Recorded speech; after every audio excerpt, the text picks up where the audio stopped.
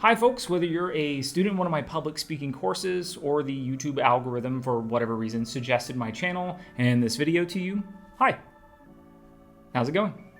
Let me know in the comments below. At the time of recording this, we're in month 18 or so of a global pandemic and people are ingesting horse dewormer, so I'd wager that not good would just about cover that, but let me know. In any case, welcome. In this video, I'm going to give you a brief overview of all of the things that we'll be covering in Fundamentals of Public Speaking. If you haven't, subscribe to the channel. It helps me and my middling self-esteem out. Thanks. Okay, so before I get started, let me tell you what we're going to be doing in this video. Now, this is called signposting, and you should absolutely be doing this in your own speeches. It helps keep your audience and, more importantly, you organized and on message. So first, I'll tell you what you'll need to successfully complete this course. Next, I'll highlight the 5 major speeches that you'll be completing throughout the semester. Finally, I'll give you a quick overview of the course syllabus. I just want to show you how it's organized. It's up to you to actually find it on Blackboard and to read it. All right, let's get started. So over the next 15, 16 weeks, you're going to be preparing and delivering speeches. And in order to do that, you're going to need a few things. First, we're using this textbook. I'm going to grab it off the floor. All right, it's called Public Speaking, Finding Your Voice. This is the 11th edition, and it's written by Kathleen Turner and 3 people named Osborne. There are 3 live links to the ebook and hard copies of the text in the syllabus.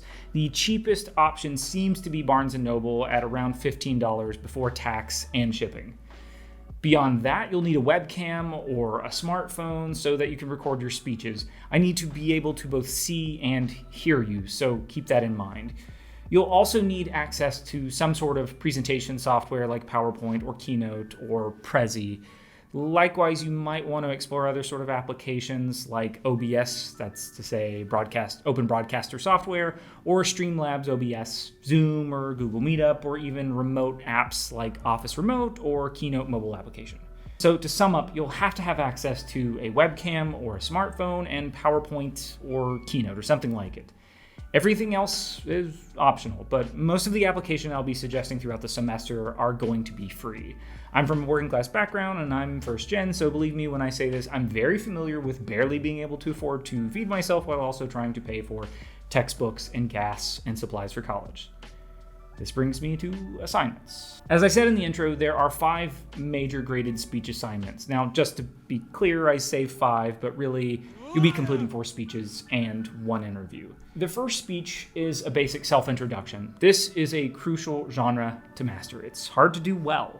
You'll have to do it all the time in professional settings, from interviews to meetings and even in informal social gatherings, whatever those are. After that, you'll produce a critical review of a mass media product or text. So you could review a film, a book, a video game, album, magazine, a book or television series, comics, and so on. Next up is the informative speech. You'll choose a topic, do some research using real, verifiable, legitimate fact and or science-based or peer-reviewed information, and you'll tell an audience about it. This brings us to the live Zoom interview. Each of you will sign up for a date and time to meet with me via Zoom, and I'll run you through a mock or practice interview. And finally, you'll produce a persuasive or argumentative speech. Last thing, I just want to say a few things about how I've organized the syllabus. Since this is an online asynchronous course, we're operating on a weekly schedule.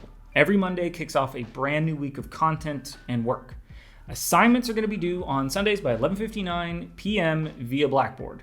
Under each week, readings are designated by the term read, all assignment due dates are marked on the course calendar, and if you forgot when something is due or how many points it's worth or what percentage of your overall score it might be, it's included in a chart in the syllabus. It's on Blackboard, go give it a look, it's really, really handy.